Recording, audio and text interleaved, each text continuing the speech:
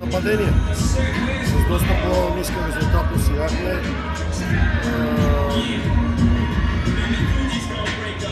Доста по-нисък процент успеваемост имахме в стрелбата. Не мога да кажа, че не сме имали отворени стрелби.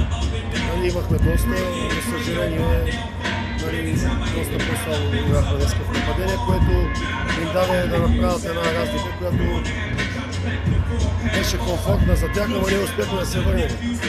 Като чудо в четвъртата четвърт успяхме да се върнем, за съжаление. Точно в този момент не изиграхме добре нито в нападение, нито в защита. Казахте, че с нападението ви е било проблема. Доволни ли сте защита на отчетата, че цял сезон вие казвате, че не играят защита, която искате да показвате? Вижте, в толкова времето аз не мога да кажа, че те са вкарали нещо много. Под 40 точки бяха. Отделно основните ми играчи могат да такъв минус. В третата четвърт за мен не играхме добре в защита. И там, освен че ние по-слабо също като нападение като организация, там стана разликата. Вече после да се чувстват комфортно, да се самочувствие, напрежението вече не играе такава водка. И по-лесно си играе. Кой според вас сте видно групата на Сан? Кой според вас сте видно групата на Сан?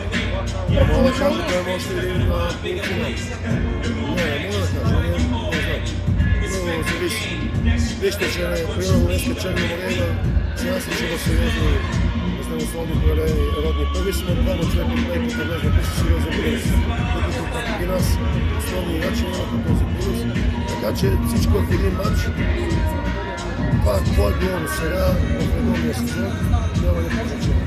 Така че не мога да кажа.